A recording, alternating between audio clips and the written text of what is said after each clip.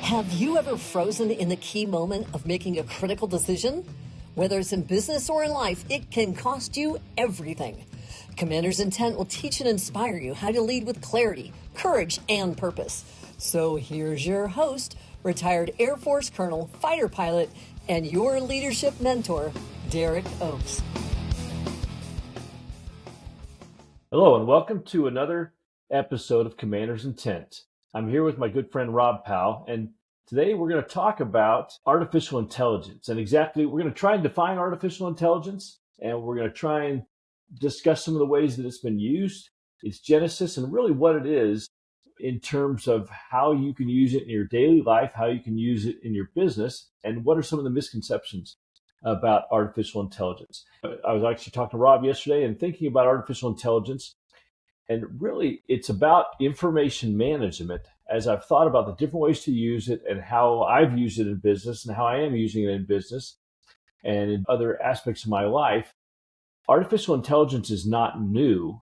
It's right now it's a rapidly evolving concept, but it's not a new thing of how can I manage information? How can I collate and organize information to make better decisions? So I think Rob coined the phrase of it's a decision support system for us. And with that, I'm going to let him speak a little bit and introduce himself. He's already been on the show before, but talk a little bit about what it means, what artificial intelligence means for us. So go ahead, Rob. Hey, thanks, Derek.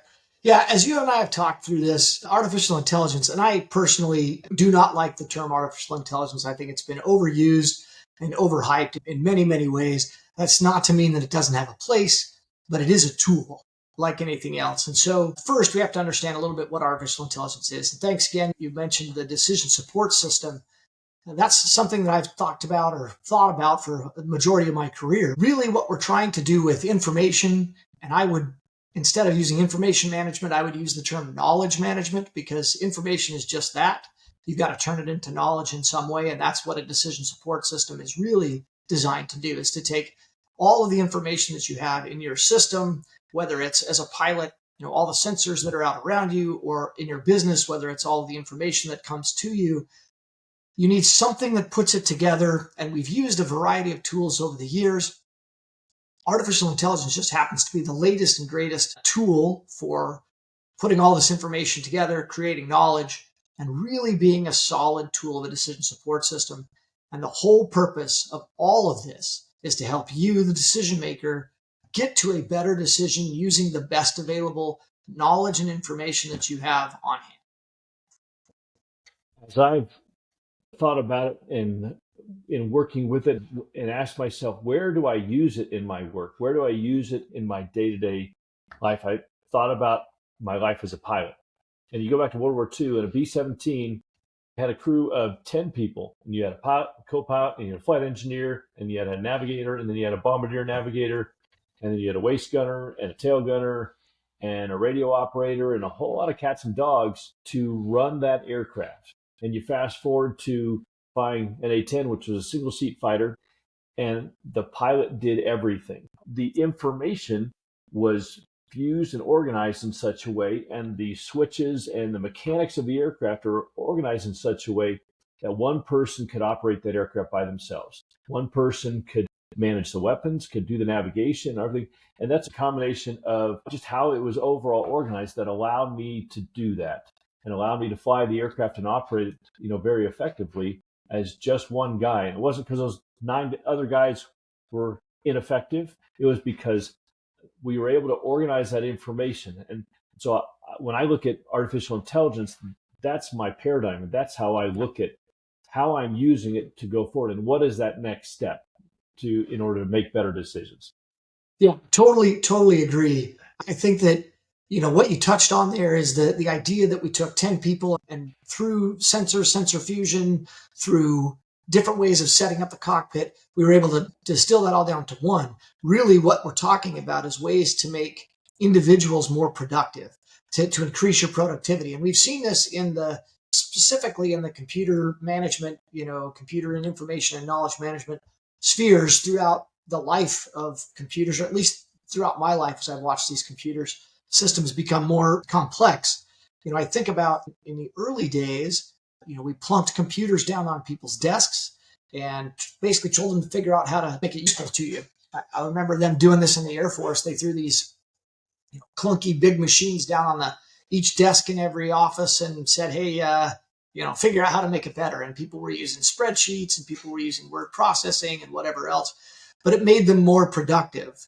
And so as we've gotten better and better, I personally, my philosophy has been that we should always use computers to do things that they're really, really good at.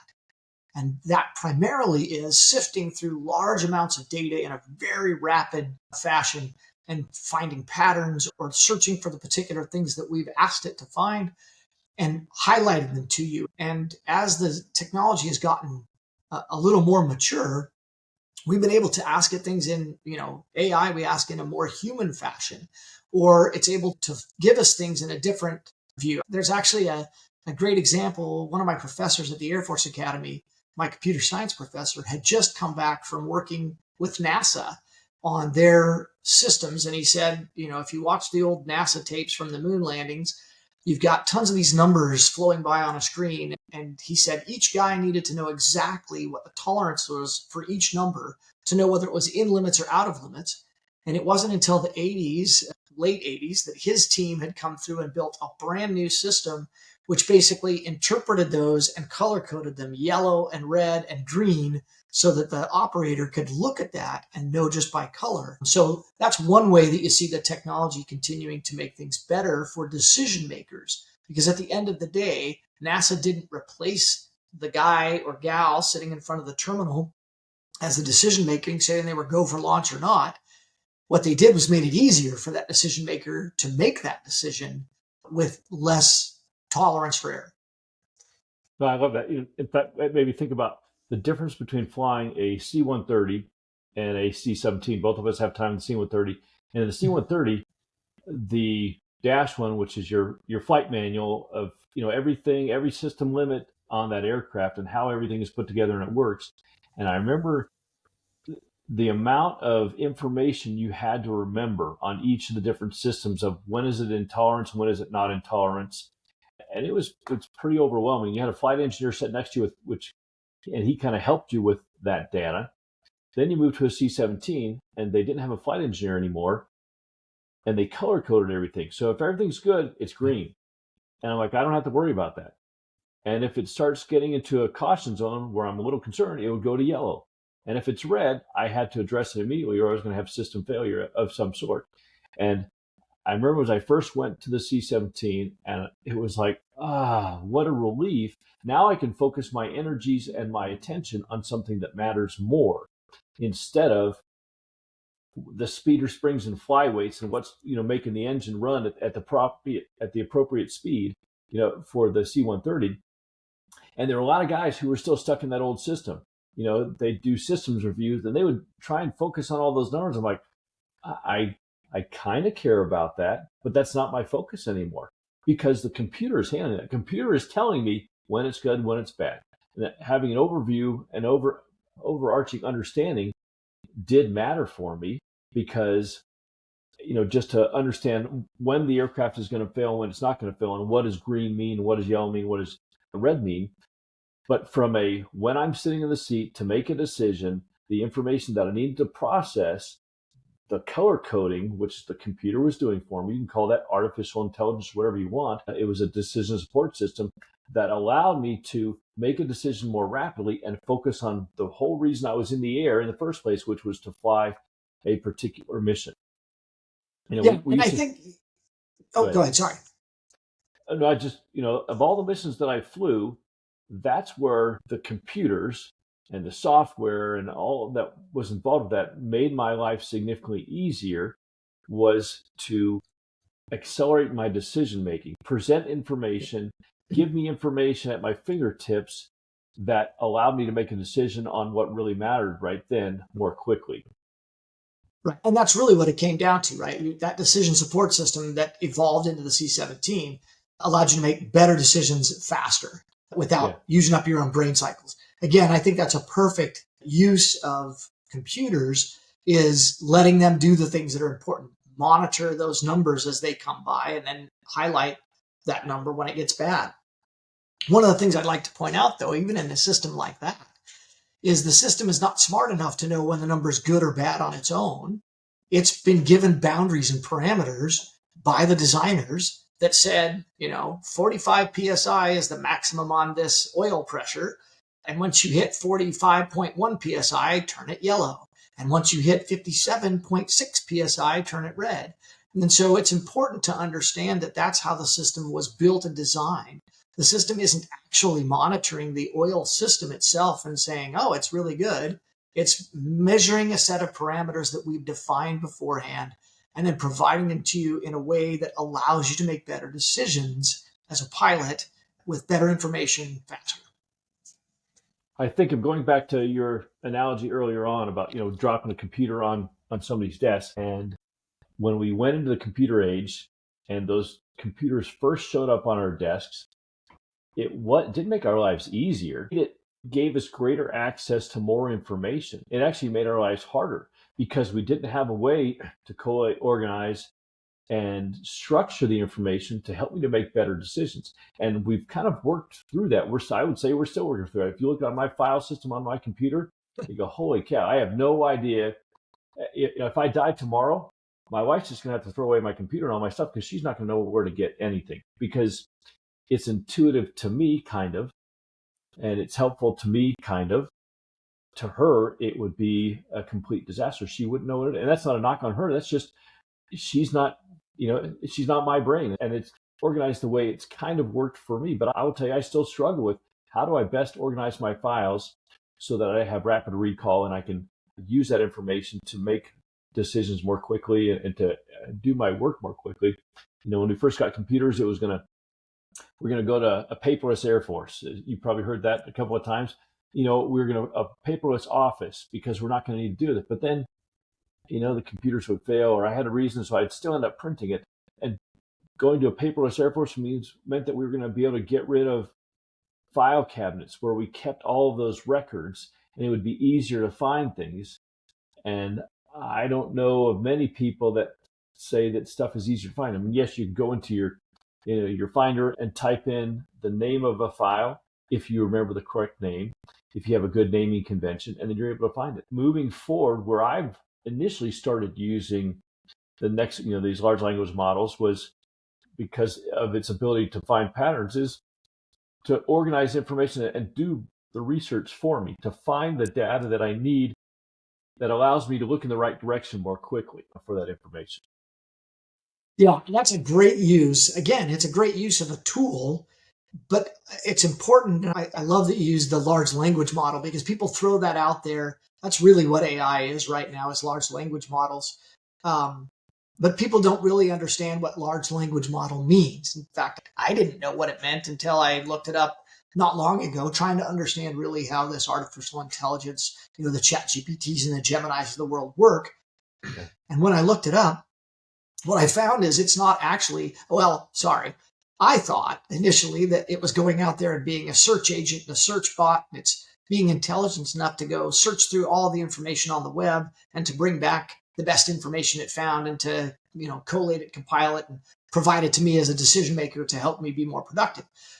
Well, I found out that's not entirely true.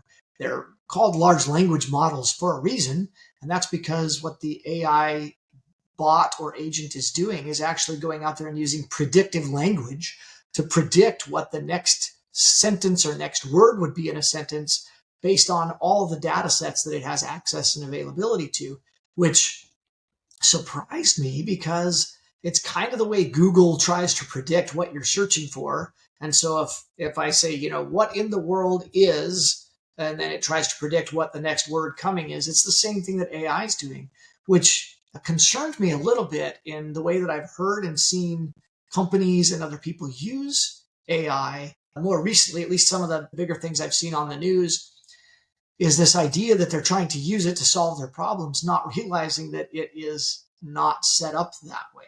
I'll give you a perfect example in my own life. I started using AI to help me with a problem set that I had. And my problem was I have a tremendous number of albums in a collection, and most of the software that I use goes out and finds album reviews for almost every single one of the albums that I have. And it's kind of nice to have these album reviews. But I had a pretty fair number of them that didn't have any album reviews. And so I asked AI to create album reviews for these albums in my system. And it did pretty well. It gave me lots of really great information and it sounded really cool until I got to a few places and it said, oh, I don't have an album by that band. I can't find that. And so I gave it some more pointers. I said, hey, this band, this album name, and this date. And then it comes back and says, oh, thank you for giving that more information. Yes, I've been able to find the album and I can create an album review. And so it created this awesome album review that went track by track, telling me, information about each one of the tracks that it found on this album. And I thought, man, this is great. Until I started looking closer. And then I realized that all of the tracks that it gave me reviews for didn't exist on the album in question. And so I went and asked AI, hey, what are you doing here? You're giving me information. None of these tracks exist on that. And they said, oh, well, yeah, thank you for calling me out. I was a little confused. And so I made up information. And that's one of the things that caused me to really step back myself and to evaluate, boy, how do I want to use this tool going forward? And I sure as heck don't want to use it in something that really matters to me until I know exactly what it's doing or how I know how to write the barriers and parameters to set it up correctly. It's almost like a little kid who tells the lie. They stole the cookie and they lie about stealing the cookie. And then they just put lie upon lie upon lie upon lie. They compound the problem because it will take you down this path of it's trying to please you. It's like it's trying to please you and it's trying to answer your questions, and not answering the question is not an acceptable solution for it. So it has to continually give you an answer, even if there's really no answer to give. If the answer is I screwed up, or if the answer is I don't know, it's almost like it can't do that.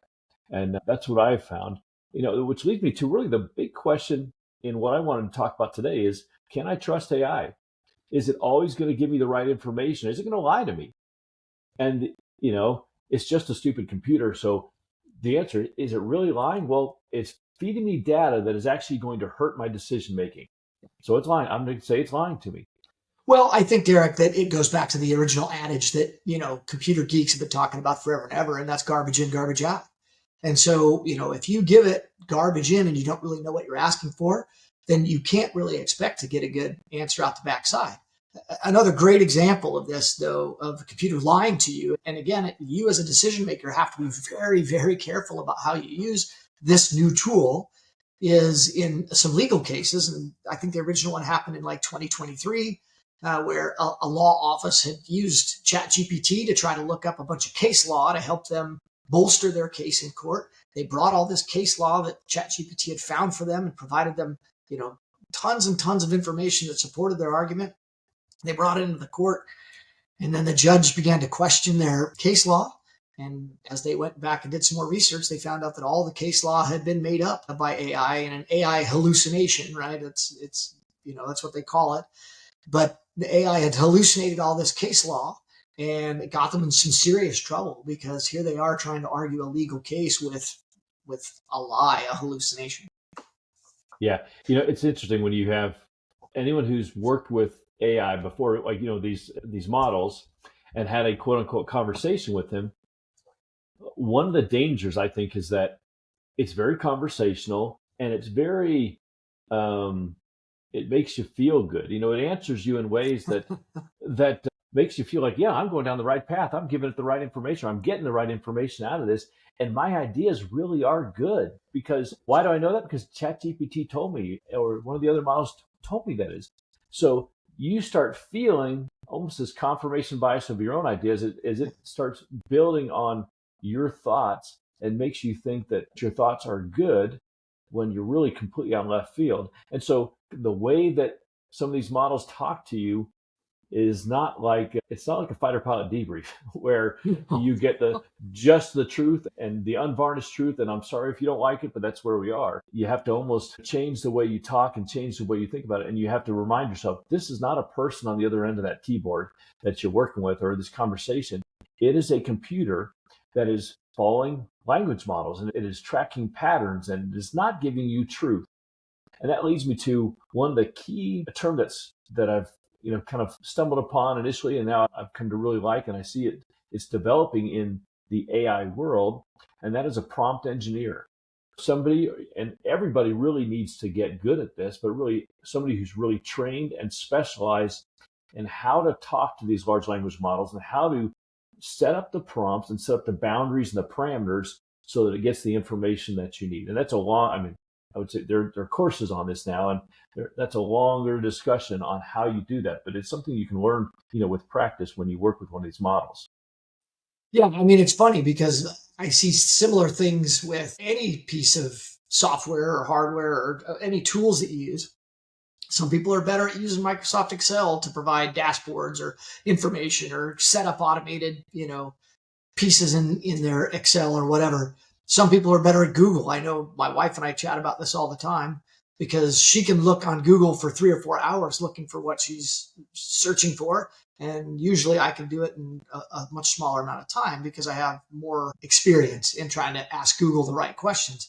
This actually reminds me a lot of the early days of kind of information management, knowledge management. And in fact, I still think that it's in a lot of companies, you find that it's still buried under IT, where information management and knowledge management has become synonymous with information technology. And to me, that's almost like saying that, mechanics and pilots are exactly the same and should do the same thing. I know in the early days of the aviation industry, yeah, a lot of the pilots were their own mechanics and they would go out and work on the airplane. We've moved beyond that to realize that mechanics are there to give us a green airplane, a perfect airplane that they're supposed to fix it and make sure that we can go operate it. And then the pilot's job is to go fly it and use that tool, that hardware. I think we need to look at knowledge management and information management decision support systems much the same way.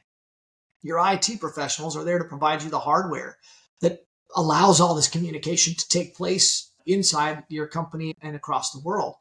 But you need knowledge management. I think that's where these AI prompt engineers probably should reside, is in your decision support system knowledge management team that learns how to use all that information specifically for you, your business, your life, whatever decisions you're trying to build to make that a better and more effective system. Yeah, we're definitely not there. I just thought of an example that relates to me as a pilot, but I think people understand this. I just moved to Korea. I was stationed in Korea, and our aircraft, we were just getting upgraded with GPSs. And the GPS was money because we used to have an inertial navigation system that had a high drift rate, and you had 16 waypoints. And that was the extent of our navigation system. And then we get this GPS system, and I can put in 2,000 plus data points or, geo-reference locations. But the problem was, and this goes into garbage in, garbage out, is everything was in lat long, latitude, longitude, eastings and northings, and the aircraft by default would come up in east. So I could be west, 115 degrees west, but if it comes up in east and I don't catch the E and I put in 115 east, I'm going to get a 999, meaning that I'm 999 miles from that waypoint. Yeah. And more than once I've had students that they put in the point and they started tracking to it, and they have no idea where they're going. They're going to the other side of the world, but they're just following the steering cues because they don't know really what information is in their system. And the computer's just doing what the computer was told. It's going to, 113 degrees east, which is on the other side of the world. And that student's going to run out of gas and kill himself or, crash the airplane before they actually get to that point, and they're not going to get to their destination. And that goes to the question of, can I trust AI? Well, did I prompt it correctly? Did I give it the right information? Did I ask it to do what I want it to do? More than once, my wife called me and said, "Hey, I'm here, but I don't know where I am. This isn't where I wanted to go." And I said, "So what did you put into your system?" And so she'll tell me. And it turns out that the system was matching languages and is looking for word patterns. And instead of giving her the address she wanted, being able to read her mind on exactly, it had something very similar. And it gave her an address completely on the other side of town. She was still in this case, in Salt Lake, but on completely the other side of the town. And it wasn't because she followed the instructions wrong or because the navigation display wasn't good. It all looked, everything was green. And yet, because the prompts were incorrect and it grabbed onto the wrong prompt, she went to the wrong, location. And I've done that to do. That's just a funny one, between us. That's why I always say, look at the overview of the map. Is it really taking you to the part of town where you want? Or are you just following the turn-by-turn instructions that may or may not be taking you where you want to go? And so understanding what you're giving it, understanding how it understood you and took that data and understood how it's processing it does matter. Right. And that's what I think that decision makers need to understand more than anything else is when they say artificial intelligence, what I think the majority of, people on the street think about artificial intelligence is, oh, it thinks and it acts and it makes decisions. Well, it actually doesn't. Like we talked about earlier, it's the predictive language model. Instead of being artificial intelligence, what we really should be thinking about is artificial general intelligence, which is a term that I've heard recently, which I really, really like because it actually describes the kind of intelligence that most people think they're getting with artificial intelligence. Artificial general intelligence is an intelligence that would be indistinguishable from us as human beings, something that's able to reason and think and look at the problem and say, oh, wait, did you actually mean to go to that part of Salt Lake? Or did you actually mean to go to this place that's closer to, a place that you normally go? And so, or your computer system with your student pilots, do you really want to go to a point that's on the other side of the earth? I really don't think so. You and I can look at that because we have general intelligence. We can look at that and look at the big picture and the context and make better decisions than a computer system that is doing what it's told. And until artificial intelligence becomes artificial general intelligence, I think that the old Reagan era moniker fits here, and that is trust but verify. I think that that's anything that we do in the computer world is trust but verify. Know what you're looking at, know what you mean to look at, and I think that be very, very cautious before you take a human decision maker who has general intelligence out of the loop. No, I love that. And I think if I had a call to action for people or a challenge, it would be to become a good prompt engineer, to understand what you're getting out of it and understanding how to set the right parameters. And before you trust your life and your livelihood to AI, find ways to do that and develop those skills on things that don't matter nearly as much. On just simple research for like your album collection. That's kind of a bummer and it's irritating. And I had that same exact thing. This was actually in writing my latest book. I was asking it for thoughts on titles. Actually, I had titles of all the chapters, and I said, I want you to verify and confirm the titles. And it came up with completely its own information because it wasn't understanding what I was saying. And I went back and forth and finally like, forget it. I'm not going to use it because I'm clearly not good enough to give it the right prompts. I guess the chapter titles that I have are good enough for now. And a couple of years ago, I would have done it the old-fashioned way anyway, so I'll just leave it. And it makes me think about when I first got married. My wife had worked in television, and she was really good. She worked the news, and she was good at finding the right information and tracking down the right information. She knew what questions to ask. She knew who to call. And she was a great prompt engineer, if you will, pre-internet, or pre-cell phone even. And I used to get made fun of because I couldn't find stuff. I was not good at all at finding simple information. And I could give something to her and she'd figure it out really quickly. And she's still very good at that. And, she's just evolved more into the computer age. And so she was a great prompt engineer pre-computers, pre-massive amounts of data. Now, how do we move to where now that I can access and have at my fingertips massive amounts of data, massive amounts of help, how can I give it the right prompts to extract the right amount of information out of that to help me make decisions? And when we make this, I think the key as you start using AI is I'm still in charge. I'm still the one that has to make the decisions. What decisions am I making? And where do I fit? Where does the decision maker, and for businesses, where does the decision maker sit in the chain, in the whole process of gathering information, collating information, organizing information? Where is the decision maker making decisions? Where is the decision maker making the decisions that really matter? And it's going to be a little bit different for every organization. It's going to be a little bit different for every structure. I think of, flying airplanes. When we first came out with UAVs, unmanned aerial vehicles, there were some individuals who thought, this is fantastic. This totally changes the game.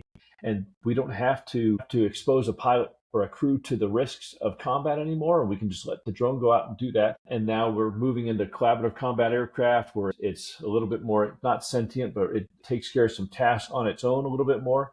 And the question I keep asking myself is, where is the proper place to put the decision maker in the chain?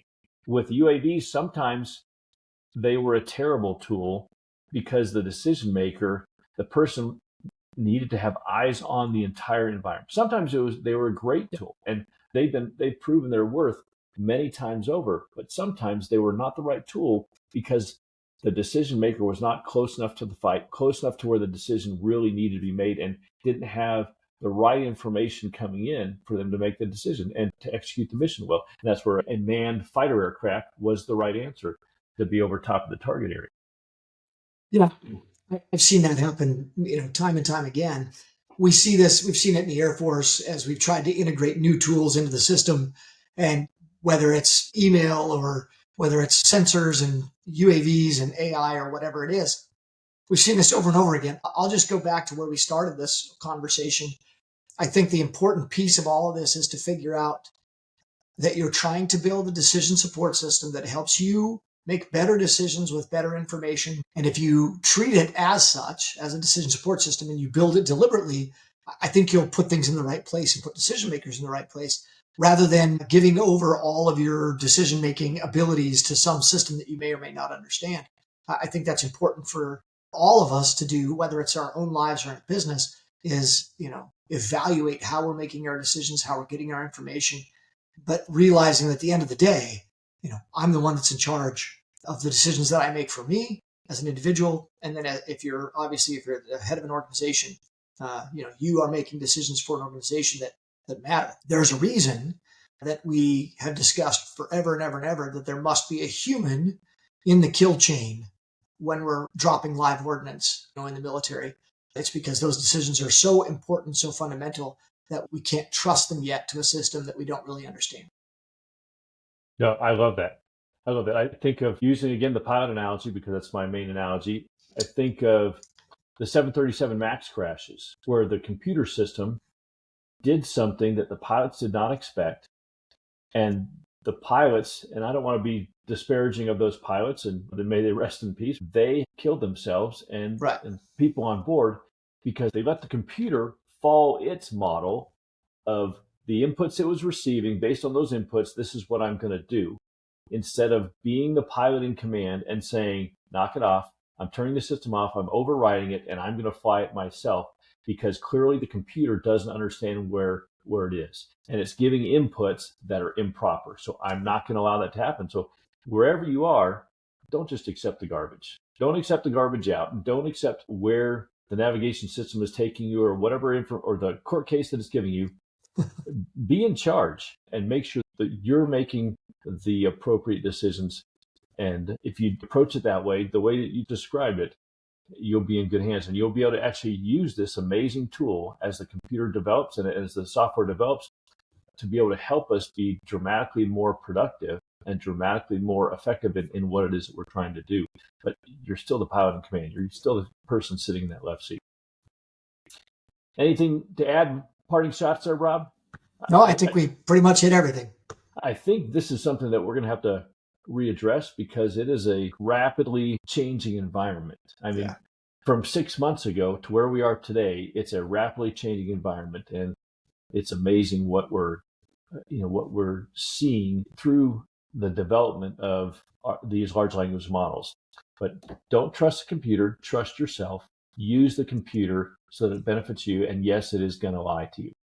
So if you've got any questions, if you've got any thoughts, and I'm sure there are people out there that have used AI way more than me, drop me a note at www.askdereknow.com and we'll have a conversation. We'll see if that ends up going on a future episode, but we appreciate you being here. If you have not already followed or subscribed, please do so and join us for all the upcoming episodes, and we appreciate your time. So that's it for today's episode of Commander's Intent Podcast. Head on over to Apple Podcasts, iTunes, or wherever you listen and subscribe to the show. One lucky listener every single week that posts a review on Apple Podcasts or iTunes will be entered in a grand prize drawing to win a $25,000 private exclusive leadership coaching package with Derek Oaks himself. So head on over to commandersintentpodcast.com and pick up a free copy of Derek's leadership guide and join us on the next episode.